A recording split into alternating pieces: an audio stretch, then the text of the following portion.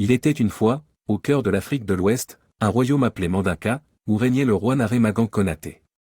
La prophétie annonçait la naissance d'un grand roi, un enfant né de Sogolon Kedjou, la femme buffle. Soundiata Keïta, cet enfant de la prophétie, était destiné à unir les terres et à devenir le fondateur de l'illustre empire du Mali. Le jeune Soundiata naquit avec une infirmité qui l'empêchait de marcher. Malgré cela, il possédait une force de caractère et une détermination inébranlables.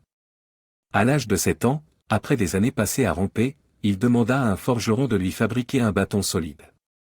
Et enfin, grâce à sa volonté et à sa force d'esprit, il se leva et marcha pour la première fois, étonnant son peuple et prouvant que la prophétie était vraie.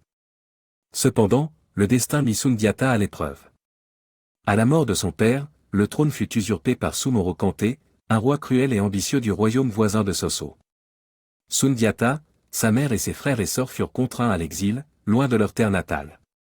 Mais l'esprit de Soundiata ne fut pas brisé. Au cours de son exil, il grandit en sagesse et en force, apprenant l'art de la guerre et tissant des alliances avec d'autres peuples. Le jour vint où Soundiata était prêt à revendiquer son héritage. Rassemblant une armée de guerriers courageux et déterminés, il retourna au royaume de Mandinka pour affronter Soumoro Kanté et libérer son peuple de l'oppression. Les deux armées se rencontrèrent sur le champ de bataille de Kirina, dans un affrontement épique qui déciderait du sort de la région. La bataille fut féroce et acharnée, mais Soundiata, guidé par son courage et sa détermination, réussit à vaincre Soumoro et à le chasser du royaume. Triomphant, Soundiata unifia les terres sous son autorité, fondant l'empire du Mali et inaugurant une ère de prospérité, de paix et de stabilité.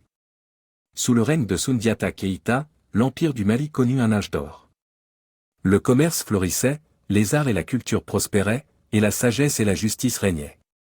Soundiata devint une légende, et son histoire fut transmise de génération en génération par les griots, les conteurs et musiciens traditionnels de l'Afrique de l'Ouest, qui célébraient son héritage en chantant l'épopée de Soundiata, le récit épique du grand roi qui avait surmonté l'adversité et changé le cours de l'histoire.